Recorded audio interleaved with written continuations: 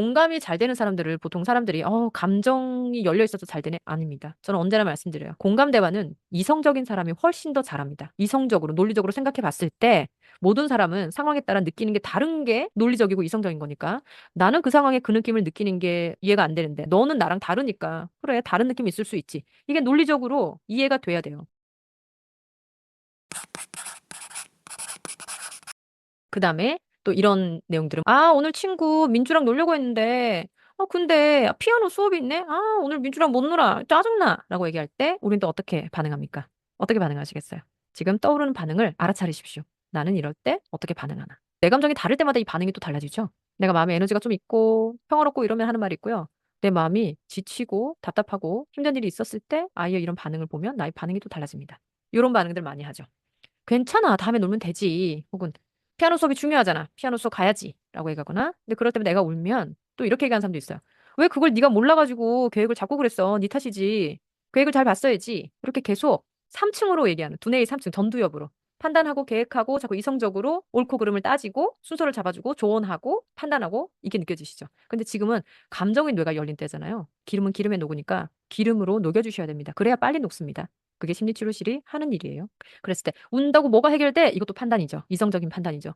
안 돼요. 이 아이는 지금 이성의 뇌가 열린 게 아니라 놀고 싶은데 못 놀아라고 너무 속상하고 화나는 감정의 뇌인 두뇌 2층이 열린 상태예요. 그런데 두뇌 3층으로 내 앞에 있는 사람 말해봤자 안 들립니다. 자기가 감정으로 계속 가득 차 있기 때문에 그래요. 그래서 좀 더 싸우게 되면 엄마도 아빠도 기분이 안 좋으면 요렇게 아이랑 싸우기도 합니다. 네가 잘못해놓고 왜 엄마한테 성질이야? 왜 아빠한테 성질이야? 네가 그러면 알아서 계획을 잘 하지? 뭐 이렇게 얘기하기도 합니다. 네, 어른하고 아이하고 싸우는 건 언제나 어른이 지는 일입니다. 그렇죠? 그때는 어떻게 해야 되나요? 감정. 그냥 감정을 읽어주고 그냥 그대로 머무르세요. 아이고 아쉬워서 어떡하냐. 아이고 그걸 몰랐네. 에이 민주랑 놀라고 그렇게 기다렸는데. 아이고 피아노 수업 있어가지고 피아노 수업 원망되겠네. 근데 이렇게 말한다고 해서 피아노 수업 안 가도 된다라는 건 아니에요. 근데 여러분들이 감정으로 자꾸 동의를 해주면 얘가 그럼 엄마 나 안 해도 돼? 라고 얘가 할 거라고 착각하는데 아이들한테 해야 되는 교육은 뭐죠? 감정은 감정이고 이성은 이성이고 네가 감정이 그렇게 되는 건 아는데 네가 행동이 해야 될 일을 해야 된다. 그래서 네 말이 맞다는 건 아니고 근데 네 마음은 맞다고 이렇게 가셔야 돼요. 네가 그런 마음이 드는 거는 잘못이 아니라고. 그리고 그 마음이 드는 건 나도 이해가 된다고. 근데 그 말이 안 해도 돼? 그러니까 하지 마. 그래서 할 필요가 없어라는 건 아니다라는 걸 알려주셔야 돼요. 그래서 감정이랑 우리가 해야 되는 일의 행동이나 이거는 언제나 분리가 되어야 한다는 걸 알려주셔야 됩니다. 서로 연결되어 있기도 하지만 분리를 해야 된다. 감정은 받아주되 행동은 받아주지 않는 그런 거죠. 근데 감정을 받아줬기 때문에 아이는 할 말이 없는 겁니다. 자, 그리고 나서 엄마 피아노 수업을 다른 날에 하면 안 돼요? 이렇게 또 들어옵니다. 감정을 좀 받아줬더니 지금 이 아이가 이성으로 다가왔습니다. 엄마 피아노 수업을 다른 날에 하면 안 돼요? 그럼 우리는 어떻게 합니까? 이성으로 얘기했으니까 이성적으로 받아쳐도 되죠. 되긴 됩니다. 음, 이렇게 하죠. 안 돼. 그게 얼마짜리 수업인데. 안 돼. 수업 빼먹으면 안 돼. 안 돼. 수업 중요한 거야. 안 돼. 민주는 다음에도 만날 수 있잖아. 이렇게 얘기하곤 하거든요. 자, 이렇게 해서 해결이 되면 됩니다. 근데 이게 안 되고, 엄마, 다음날에 하면 안 돼요. 계속 얘기할 때 이때는 지금, 이성이 아니라 또 감정이 열렸구나. 감정이 열렸구나 아셔야 돼요. 자꾸 매달리는 거니까요. 감정이 열려서 이걸 집착하고 원하고 감정이 열린 거예요. 그렇게 되면 다시 또, 감정이네. 이성으로 얘기해봐도 이성으로 잘 안 되네. 감정이네. 그래, 감정은 또 받아주셔야 돼요. 그럼 어떻게? 이 아이가 하려고 하는 걸 내가 미리 해버리면 됩니다. 미리 다 뽑아내버리면 돼요. 네가 갈 길이 10분짜리야? 그럼 내가 5분 해줄 테니까 너는 5분 만에 끝나겠구나. 그래서 5분 동안 미리미리 해주면 됩니다. 그래서 아이고 다른 날에 하면 안 되냐고? 그랬으면 얼마나 좋겠냐. 민주랑 노는 게 재밌는데 그지? 너는 그게 너무 재밌고 너무 기다리고 지금 너무 그게 하고 싶고 그러네? 그랬으면 얼마나 좋겠냐. 아이고 그러면 좋겠다. 그래도 되면 좋겠. 근데 결론이 이미 나 있어요. 취소할 수가 없다라는 거예요. 수가 없는데 감정으로 던지니까 감정으로 받아주는 거. 근데 그때 같은 감정으로 같은 편에 서셔야 같은 편이기 때문에 부드럽게 끌고 갈 수가 있습니다. 다른 편이 되어서 적이 되면 끌고 가는 것도 힘겹게 끌고 가야 되고요. 너무 어렵습니다. 그리고 끌고 가져서 같이 가는데 관계가 다 망가져요. 그래서 같은 팀으로 우선 가셔서 그래서 지혜롭게 같은 편으로 가도록 하는 게 중요합니다.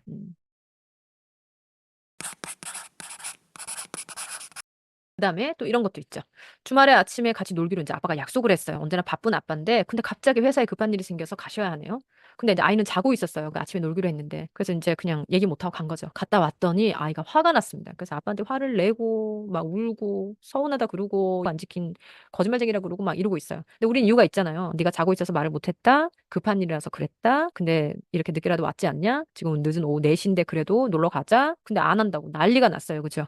자, 이렇게 이성적인 말로 해봤는데 그게 이해가 되면 우리는 감정으로 연결할 필요가 없어요. 3층의 이성인 내로 얘기해봤더니 얘가 3층의 이성인 내로 알아들어줘서 해결이 잘 되면 우리는 공감 대화는 할 필요가 없어요. 근데 내가 3층으로 논리적으로 던져봤는데요. 얘가 하나도 이걸 못 듣네. 그러면 3층이 다쳤구나. 3층이 다친 건 2층이 확 열려 있구나 생각하시면 돼요.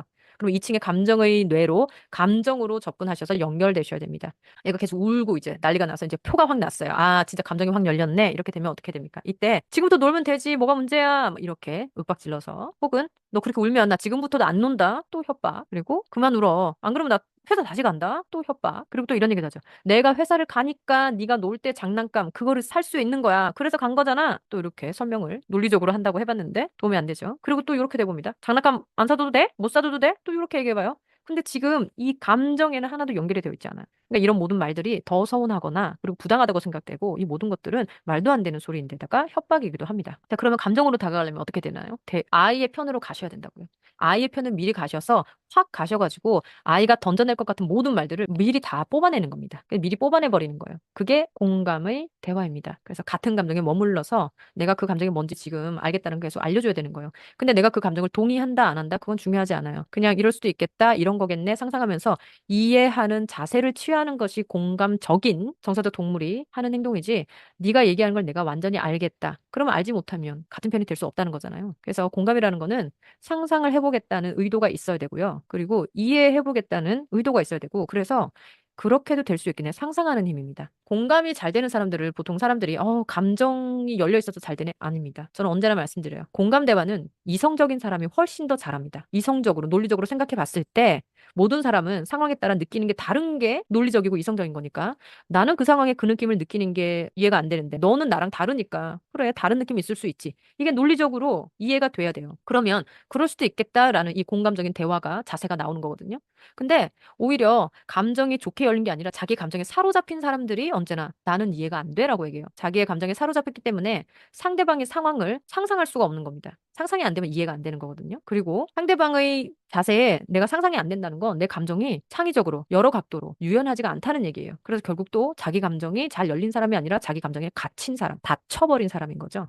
그래서 공감이라는 거는 사실 감정적으로 대응한다라는 게 아니라 저 때는 어떤 감정이겠다라고 이성적으로 잘 관찰이 되고 따져진다는 거예요. 그래서 인지적으로 논리적이고 이성적인 사람들이 사실 공감적인 자세를 더 잘 취한다고 저는 생각합니다. 상상을 잘 하고 그럴 수도 있겠다라는 게 논리적으로 수용이 되고 존중이 되니까요. 모든 사람 당연히 다르지라는 걸 알고 있으니까요. 그래서 자신의 감정에 갇히거나 닫혀 있지 않은 것. 그래서 이성적인 사람들이 공감을 훨씬 더 잘하는 것 같습니다. 그래서 아이가 이런 모습을 보일 때, 저 아이의 감정이 어떨 수 있을까? 상상해보고 나서 이런 거니 저런 거니 얘기를 해주는 거예요. 그게 내 감정이라는 건 아닌데, 너는 이럴 수도 있겠다라고 이해해보는 거죠.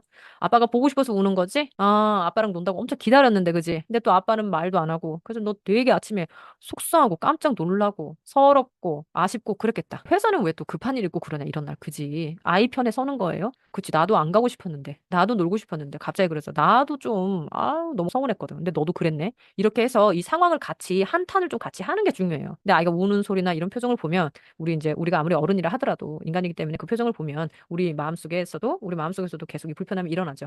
근데 그 불편함을 참지 못한다면 우리는 어른이라고 대접받을 수가 없습니다. 그리고 이 불편한 순간을 내가 참을 수 없다?